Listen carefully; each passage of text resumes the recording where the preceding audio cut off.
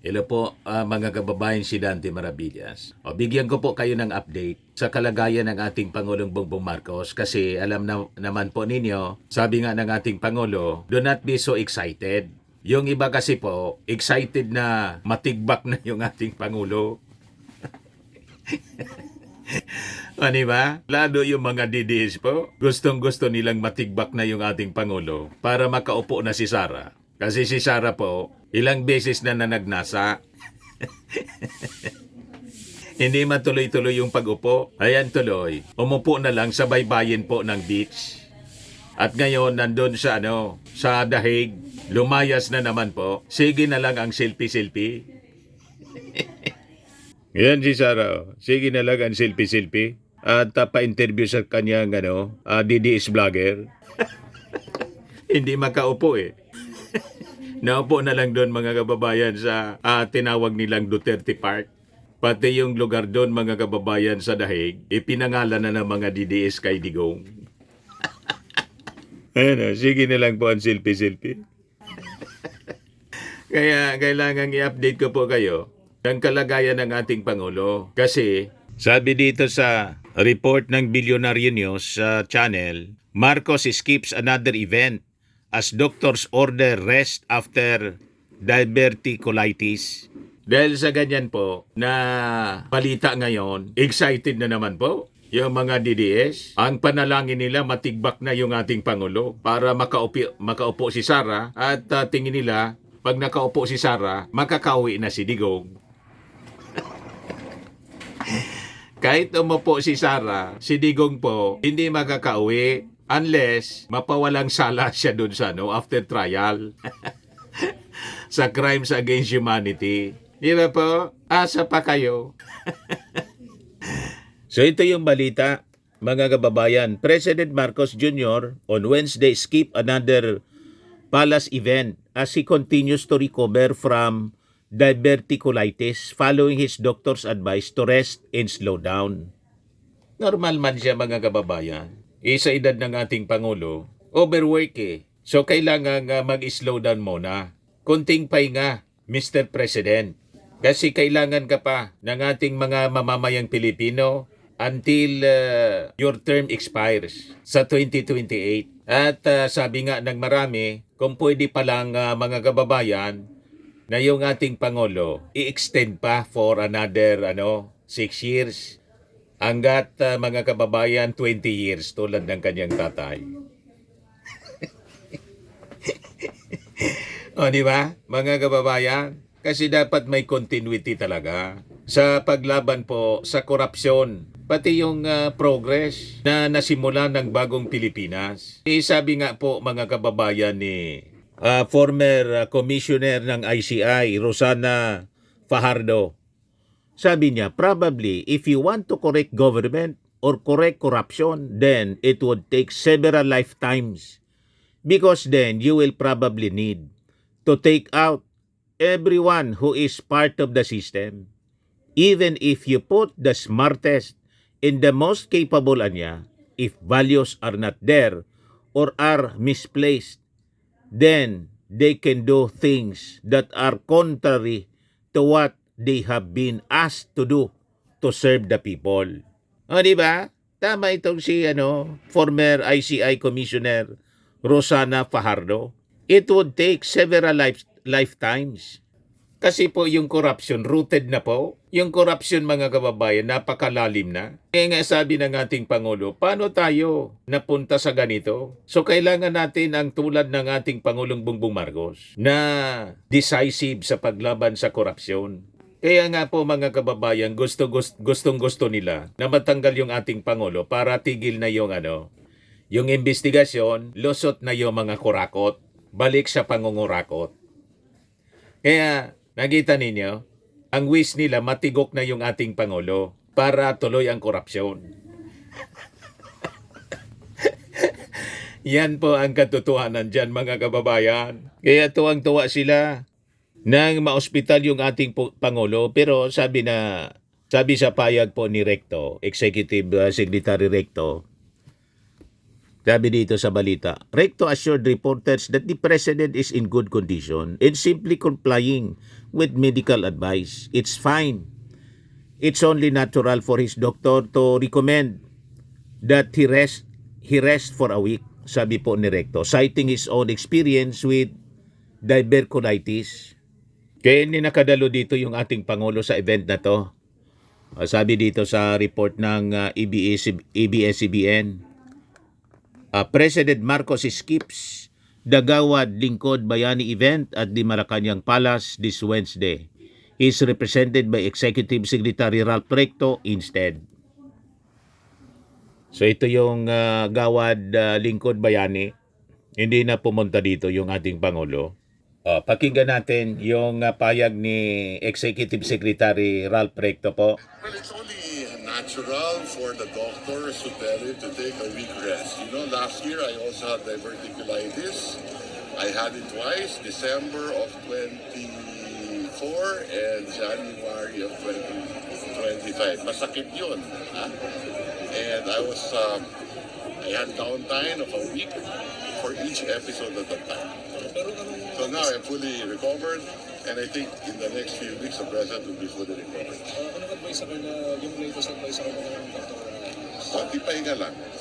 Just like any other normal individual. I'm sure pag kayo pumunta sa doktor at masakit din sa inyo, sasabihin sa inyo, mag-rest din kayo ng 1 week. Correct. That is natural. Pero pa rin siya. I'm not mistaken yan. Well, it's only... Ito yung mga reactions ng mga netizens po. Iba-iba.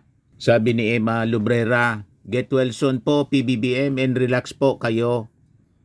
Relax lang po kayo. Sabi naman ng isa, si Andro Cuadjao, pakulo na naman, iliis ang usapang flood control. You see, ganon ang mga tao. Sabi ni Yunitsuwa Kumasa, yun totoo. Sabi ni Des Macadamia, proof of life please. Salamat Kara. Kita ninyo? Referring to Kara David na nag-wish sa kanyang birthday na lahat daw ng mga kurakot sana mamatay na.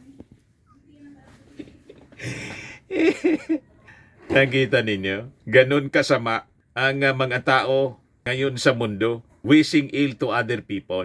Pag ganyan ang mindset po ninyo, ang ibig sabihin yan, maitim ang inyong kaluluwa. Maitim ang budhi. Di ba po? Pag ikaw nag-wish ng masama sa kapwa, yan ang malinaw po. Maitim ang inyong budhi. Pag masasama ang lumalabas sa iyong bibig, ang ibig sabihin yan, masama kang tao. So napakaraming mga masasamang tao dito sa ating mundo. Huwag na tayo magtataka kasi malapit na po na bumalik ang ating Panginoon. Yan ang sabi sa Word of God. Na sa mga huling araw, talaga yung mga tao ganyan ang mga pag-ugali. Dadami ang mga masasamang tao. Yan ang nasusulat po sa 2 Timothy chapter 3, 1-5. Yan.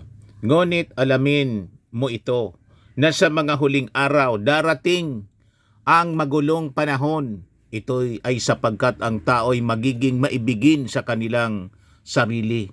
Mga maibigin sa salapi, mayayabang, mapagmalaki, mamumosong, masuwayin sa mga magulang, hindi mapagpasalamat, hindi banal.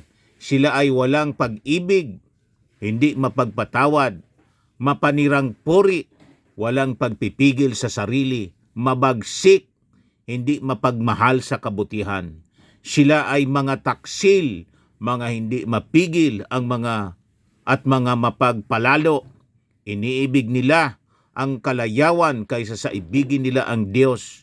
Sila ay may anyo ng pagkamakadiyos. Sila ay may anyo ng mapagkamakadiyos. Ngunit ipinagkakaila ang kapangyarihan nito.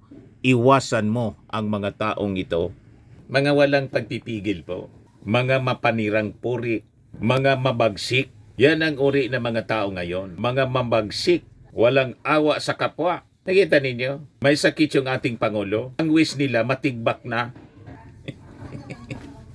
Pero tayo, mga kababayan, na may mabuting loob, hindi tayo nagsasalita, nagwi-wish ng ganyang masama sa ating kapwa. Kahit kay Digong po, nakakulong si Digong. Ang prayer natin mga kababayan kay Digong, sana bigyan pa siya ng lakas pag siyang magkasakit doon habang nakakulong para maharap niya ng maayos yung mga akusasyon sa kanya, yung kaso na crimes against humanity. At kung hindi siya nagkasala, he is not guilty, kabalik siya dito sa ating bansa after trial at masagot niya yung mga akusasyon sa kanya ng mga nag-file sa kanya ng kaso, yung mga biktima ng AJK.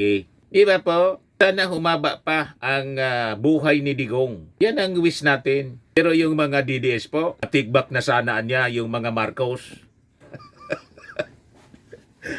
Ganon sila. Bakit po? Kasi nga po, maitim ang kanilang budhi, mga masasamang tao.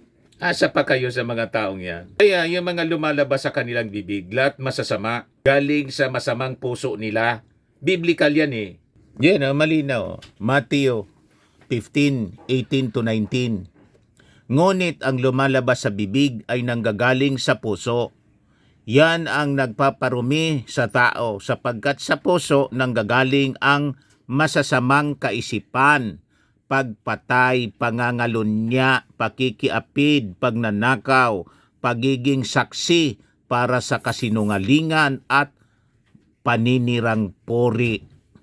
Mula yan sa puso.